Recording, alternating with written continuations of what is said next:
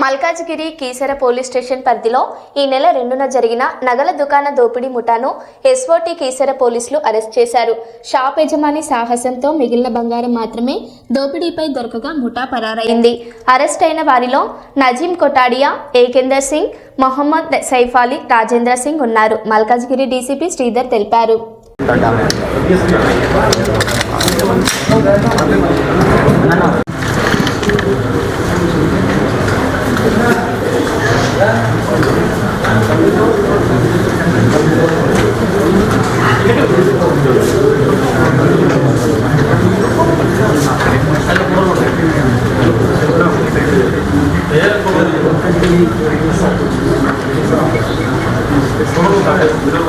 Police commissionerate పరిధిలో Keesara police station లిమిట్స్లో రాంపల్లి ఏరియాలో ఈ నెల 2వ తారీఖు సాయంత్రం సుమారు 5 గంటల ప్రాంతంలో బాలాజీ జ్యువెలర్స్ అనే షాప్లో గుర్తు తెలియని ఇద్దరు దుండగులు ప్రవేశించి షాప్ ఓనర్ పైన దాడి చేసి కొన్ని గోల్డ్ ఆర్నమెంట్స్ దోపిడీ చేయడం జరిగింది.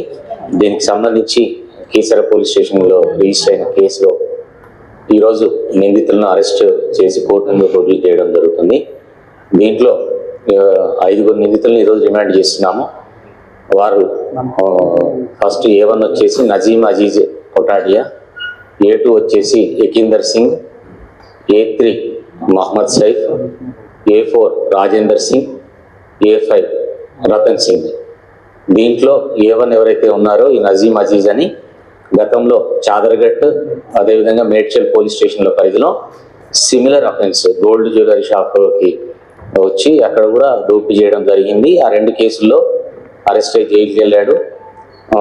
సబ్సిక్వెంట్గా సైబరాబాద్ పోలీస్ కమిషనరేట్ వాళ్ళు పీడీ యాక్ట్ పెట్టడంతో దాంట్లో కూడా జైలుకి వెళ్ళాడు. లాస్ట్ నవంబర్లో రిలీజ్ కావడం జరిగింది. ఆ జైల్లో ఉన్నప్పుడే A2 ఎవరైతే ఏకేందర్ సింగ్ ఉన్నాడో ఇతను అన్ని మేకల దొంగతనాల కేసులో నిందితుడు. ఒక 5-6 కేసులు ఇతని మీద ఉన్నాయి. ఆ కేసులకు సంబంధించి అతడు కూడా అదే జైల్లో ఉండడం జరిగింది చెర్లపల్లిలో. ఆ ఉన్నప్పుడు ఇద్దరు కూడా పరిచయం ఏర్పడ్డది. ఇద్దరు కూడా కొద్ది రోజుల గ్యాప్ తోటి అక్టోబర్లో A2, నవంబర్లో A1 బయటకు రావడం జరిగింది. వాళ్ళు జైల్లో ఉన్నప్పుడే మళ్ళీ బయటకు వచ్చిన తర్వాత కూడా ఈ డబ్బు సంపాదనకు వీళ్ళు దొంగతనాలనే మార్గంగా ఎంచుకోవడం గురించి డిస్కస్ చేసుకున్నారు. సో ఎప్పుడైతే A1 మళ్ళీ బయటికి రావడం జరిగిందో A2కు కాంటాక్ట్ కావడం జరిగింది. ఇద్దరు కలిసి A1కు ఈ అఫెన్స్ల మీద ఎక్కువ నాలెడ్జ్ ఉండడంతో మళ్ళీ జ్యువెలరీ షాప్ మీద అటాక్ చేసి దోపిడీ చేయాలని చెప్పి నిర్ణయించుకున్నారు. దానిలో భాగంగా సిటీలో ఉన్నటువంటి వేరియస్ ప్లేసెస్ను జ్యువెలరీ షాప్స్ను రెక్కీ చేసుకున్నారు. వీళ్ళు అబ్జర్వ్ చేసిండ్రు. దాంట్లో ఫైనల్గా ఈ రాంపల్లి లిమిట్స్లో ఉన్న ఈ షాప్ వాళ్ళకి అనుకూలంగా అనిపించింది. ఎందుకంటే షాప్ ఓనర్ ఒక్కడే ఉన్నాడు, సపోర్టింగ్ స్టాఫ్ లేదు. అఫెన్స్ తర్వాత పారిపోవడానికి రూట్ అనుకూలంగా ఉండేది వాళ్ళకు. ఆ చుట్టుపక్కల కూడా నియర్ బై క్రౌడ్ ఎక్కువ ఉండట్లేదు అనేది గమనించి ఈ షాప్ను టార్గెట్ చేసుకున్నారు. చేసుకున్న తర్వాత దాని గురించి అని చెప్పేసి పూర్తి ప్రణాళిక ప్రకారం దానికి సంబంధించిన ఆయుధాలను ఓల్డ్ సిటీలో మామూలుగా స్ట్రీట్ వెండర్స్ దగ్గర కొనుగోలు చేయడం జరిగింది. 2 నైఫ్స్, ఒక యాక్స్, అదేవిధంగా ఒక డమ్మిట్ పిస్టల్ కూడా కాచిగూడలో పర్చేజ్ చేశారు. అది లైటర్గా వర్క్ చేసే పిస్టల్ అది.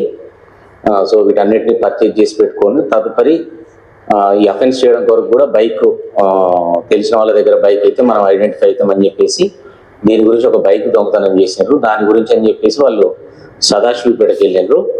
ఎందుకంటే A2కు సంబంధించిన ఎవరైతే ఏకేందర్ సింగ్ ఉన్నాడో అతనికి సంబంధించిన ఫ్రెండ్ సదాశివపేటలో ఉంటే అక్కడికి వెళ్ళిండ్రు. ఒక రోజు వెళ్ళి నైట్ అవర్స్లో అక్కడి నుంచి ఒక బైక్ దొంగతనం చేసి ఆ బైక్ తీసుకొచ్చారు. దాన్ని ఈ అఫెన్స్లో యూజ్ చేయడం జరిగింది. ఆఫీసర్స్ అందరూ కూడా ప్రెస్ నోట్లో ఇవ్వడం జరిగింది.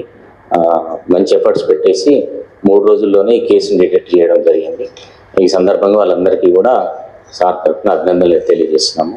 Thank you sir. ఈ A5కి సంబంధించి డీటెయిల్స్ చెప్పండి సార్. రతన్ సింగ్ అండి, ఇతని ఫ్రెండ్ ఏకేందర్ ఫ్రెండ్ ఈ ప్రాపర్టీ ఏదైతే డిస్పోజ్ చేయడం మేదీపట్నం దగ్గర ఉంటాడు, ఈ ప్రాపర్టీ డిస్పోజ్ చేయడం కొరకు అతన్ని ఆశ్రయించడం జరిగింది. అతనికి దొంగతనం గురించి వీళ్ళు ఎక్స్ప్లెయిన్ చేస్తారు. చేసినప్పటికీ కూడా అతను పోలీస్కి ఇన్ఫర్మేషన్ ఇవ్వకుండా ఈ ప్రాపర్టీని వేరే అతను తెలిసిన లొకాలిటీలో వేరే అతనికి ఇది అమ్మి వీళ్ళకి 25,000 ఇవ్వడం జరుగుతుంది.